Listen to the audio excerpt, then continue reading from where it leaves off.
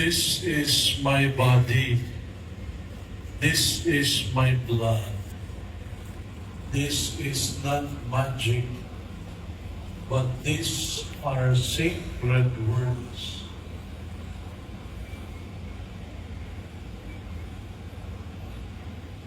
So if I may read again, this is what we hear and we see during the consecration. The words, take this, all of you, and eat of it. This is my body. And similarly, when the priest will take the wine, the same words of consecration, take this, all of you, and drink from it. For this is the chalice of my blood. Do this in memory of me. We cannot change the same words, just translated from one language to the other. As I said, these are not magic words, but these are sacred words, handed down in the history of the church, and first uttered by Jesus himself at the Last Supper. And this is entrusted to the priest by ordination. So, the ordination is really more for the Eucharist. What happened to the ordination? Just like when we are baptized, a character is added into our person, being baptized. When a priest is ordained, a second character is added to our person. Sometimes we priests, we forget about this. But the church put a second character, the character of a priest, of being the priest. That is why once a priest, always a priest. Priest forever, unless the ordination is nullified. You know, there was a priest who did his doctorate in philosophy, and his doctoral dissertation, very nice, to prove that his ordination was invalid. So he became a doctor in philosophy, and in fact, his ordination was nullified. So he was never a priest. So what happened to all the masses that he celebrated invalidly? God provides. What happened to those weddings that he solemnized? God provides. In the Philippines, when we do the marriage, we have to register in the civil registry. We have our own registration number that we have to renew every 2 years. Yes, just like marriage, no divorce, but it can be declared null and void. But ordination, the same. Once it is not declared, very seldom, I think that's the only case, that he was able to prove to his panel that his ordination was invalid. Mostly when priests leave the priesthood, they remain a priest. They are only given the dispensation to have wife, hopefully with children also. But they remain a priest. In case of emergency, they can still do the sacraments to the people, the dying person. So once a priest is ordained, there is a second character of being a priest. And we have to be aware of that. Why? Because of the mystery of this Eucharist. When the priest will say these words, that bread will be transformed in substance. It's not anymore bread. It becomes the body and blood of Christ. Every Eucharist, there is a miracle that always happens. That bread becomes the body and blood of Christ. So what we receive in Holy Communion is not just bread anymore. it is already the body and blood of Christ.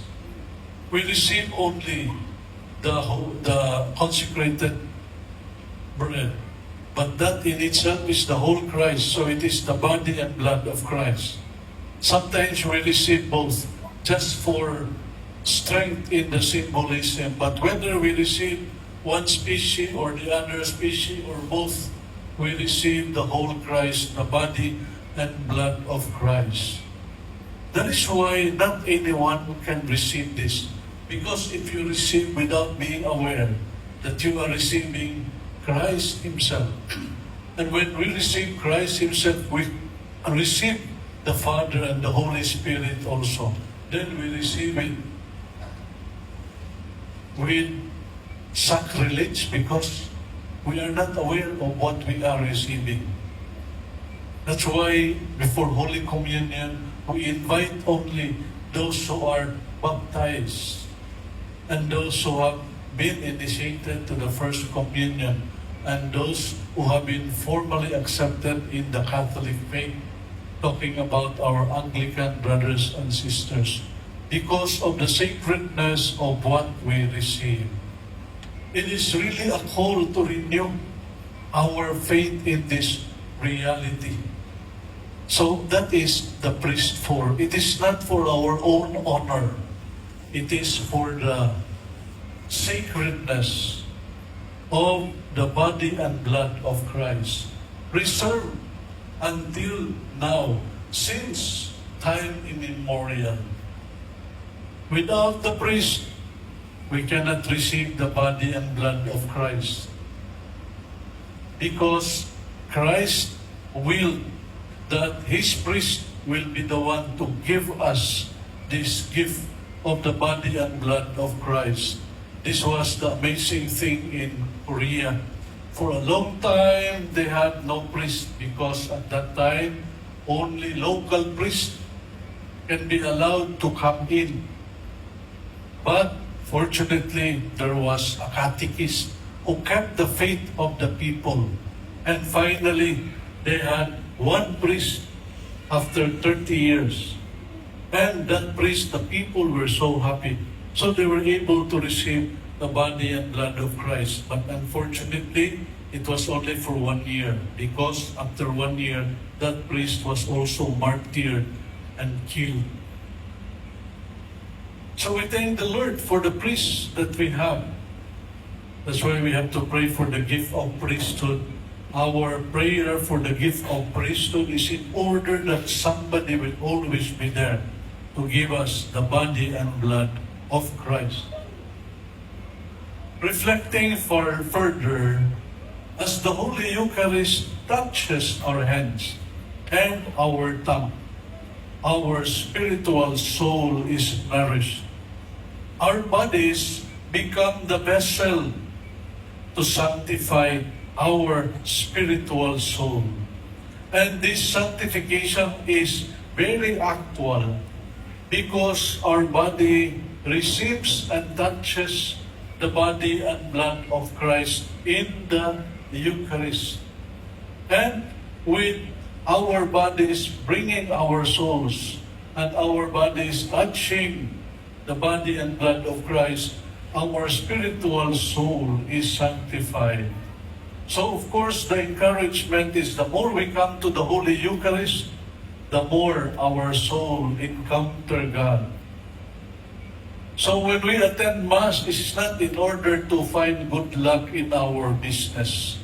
Maybe we will find not so good turnout of our business. So here we don't talk about good luck or fortune. So out of it. But we attend Mass because we want to make our souls fit to be with God. It is the responsibility of our bodies to form our souls, no other. And the Holy Eucharist is just the best way of nourishing and forming our souls. Such is a great responsibility of our bodies in receiving the body and blood of Christ. So similarly, in the same way, the same context, if our body refrains from attending Mass, and instead will do other things according to what pleases the body, the harm maybe not come to our body, but the harm definitely goes to our souls. It is bringing our souls away from God. Our souls may not feel it, our body may not feel it, but our soul definitely will feel it. But our bodies, without realizing, becomes the instrument to boil our souls. And I mentioned there the image of the boiling frog. If you remember, when we put the frog in the water, maybe the water is still cool. And then as we heat up the water, the frog will not notice that the water is boiling, because the body of the frog also adapts to the rising temperature. But without the frog knowing, it is already 100 degrees centigrade, and the frog is ready to be eaten if ever we eat the frog. And that can also happen to our souls. If our bodies does not bring our souls to receive the Holy Eucharist, our souls will be further and further to God. Sometimes people ask, why do I need to go and attend the Mass? It is not for our bodies. It is not for you to receive blessings from the Lord. And the Lord will give us blessings also, that will be good. But that is not the primary reason why we come for Mass. We come for Mass is in order that our spiritual souls will be nourished. Nourishment of our souls. The frequent and worthy reception of the Holy Eucharist is preparing our spiritual souls for the great separation. Maybe the picture will tell us what I mean by the great separation. We are always denying this, but we cannot deny it. Most of us know a group who went for the pilgrimage 2 weeks ago, I guess. Unfortunately, one of them had a stroke, I guess. And she experienced the great separation of the body and the soul outside her country. But I believe being in the pilgrimage, she was ready. We have to prepare, whether we like it or not, for this great separation.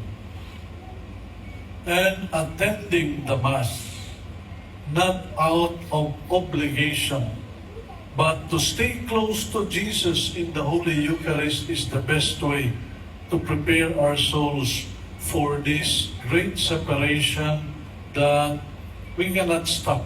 It will come. Frequent and worthy reception of the Holy Eucharist. The approach to the sacrament of confession is definitely the best way to worthily receive the Holy Eucharist. In the sacrament of confession, we will slowly know our weaknesses, and we will also draw strength from God's grace that we receive in absolution. It's just the best way to prepare to receive the Holy Eucharist worthily. And not only that, we receive the Holy Eucharist, but we are very cruel to others. That is not also a worthy reception of the Holy Eucharist. Caring for the poor and the vulnerable is the most practical way of living out the grace of the Eucharist that we receive at Mass. Dear brothers and sisters, we thank the Lord for this gift of the Eucharist, and we pray that the Lord will grant us enough faith. So please pray together with me. Lord, increase my faith in your real presence in the Holy Eucharist. May I always long to receive you worthily during the Holy Mass. As I receive your body and blood, make me an instrument to care for and love the poor and homeless.